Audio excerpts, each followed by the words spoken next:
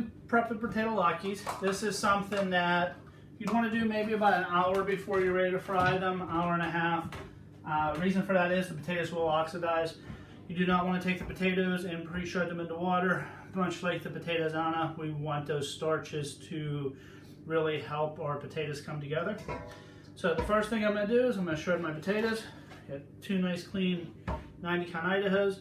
I found the Idahos and Yukon Golds work best for this. Red potatoes, water count's a little too high and they kind of become droopy and not as crispy.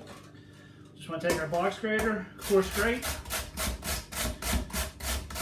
watching our fingers. Let's go ahead and blast through the potato. The reason I'm doing the potatoes first is I want to start the release of the water. You'll see once we start kind of building the batter, it's to become what holds the latkes together. There's a good bit of water in these, and we want to get some of that out so we really don't have kind of like a flat pancake.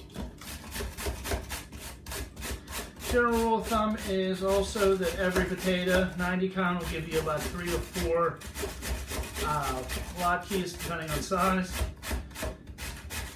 I've made them anywhere from the size of a quarter for an appetizer up to the size of a 16-inch pizza, just as kind of a joke for staff meal. So once our potatoes grated, set that off to the side. We're going to go ahead and clean our onion up. You want to leave the stem side on.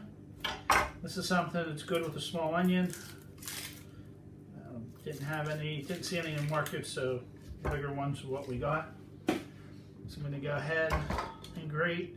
I usually like to go about 25% onion to potato. I'm just being careful that I'm grating it all and that I'm not getting any whole big chunks in there, things that aren't going to cook evenly. And this really helps give a good sweetness.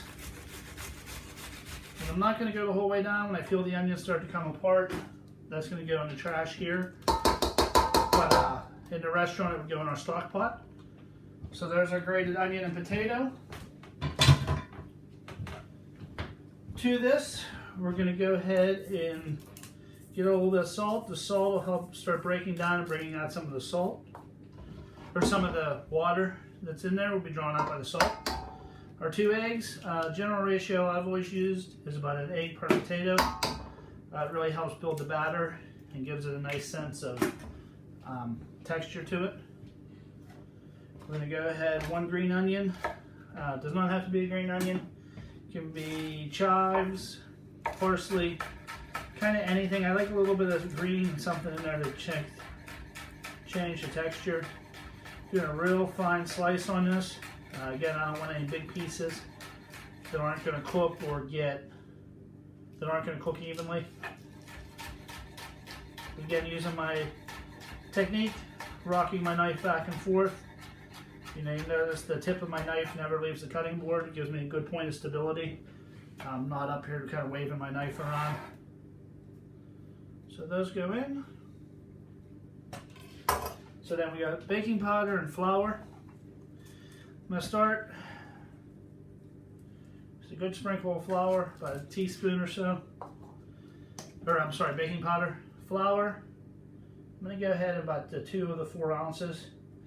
This is one of those things that'll seem really tacky at first, and then as the water is released, you may need to add more flour. If you like a really doughy,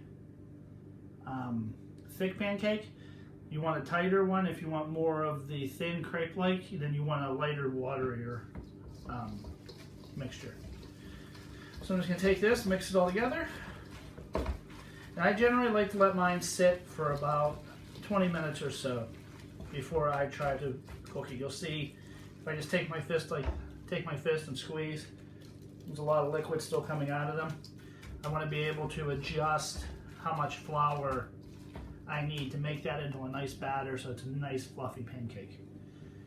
So we're going to go ahead and let that rest and work on some of our other knife skills.